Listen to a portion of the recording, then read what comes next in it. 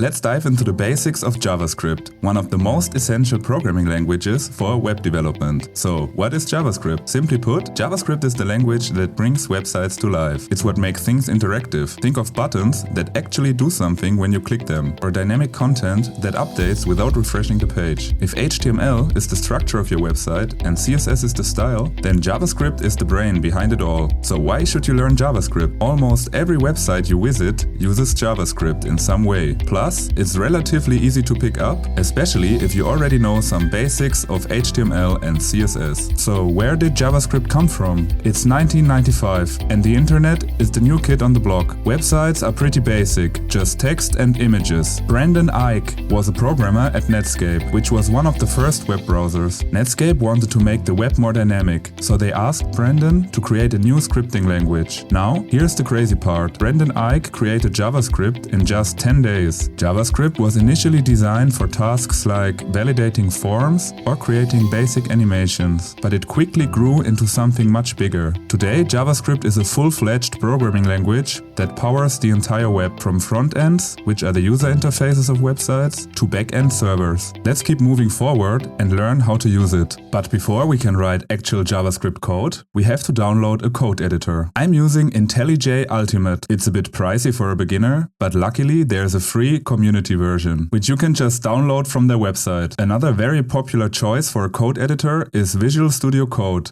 which is also completely free to download. Alright, let's jump into some actual coding. We're going to write our first JavaScript program, Hello World. Let's head over to our text editor. First, we need to create an HTML file to put our JavaScript in. Let's create a new file called index.html. Here's what the basic structure looks like. Now let me break this down. We have a basic HTML document here with a head section where we define the character set and the title of the page, and a body where we'll set the content. Inside the body, we have a simple h1 tag that displays Hello World in big bold letters. The important part for us is the script tag at the bottom of the body. This is where we link our JavaScript file. We're telling the browser, hey, load the JavaScript from this file called app.js. Next, we need to create that app.js file. Go ahead and create a new file in the same directory called app.js. In this file, let's write our first piece of JavaScript code. Console.log is a basic JavaScript function that prints whatever you put inside the parentheses to the browser's console. It's a great way to test things out and see if your code is working. Now, let's run this in the browser. So open the index.html file in your browser. Once it's open, right-click on the page and select Inspect or Inspect Elements. This opens the developer tools. Go to the console tab and you should see Hello World printed there. And that's it. You've just written your first JavaScript program. Of course, this is just the beginning, but you're already on your way to building dynamic and interactive websites. So again, why should you learn JavaScript? Well, JavaScript is going to be your main tool for making your websites interactive. It's what makes a static web page built with only HTML and CSS to a real web application. Take a moment to celebrate. You've just written your first piece of JavaScript code. If you found this helpful, make sure to like the video and subscribe to the channel. Have a great day and see you in the next one.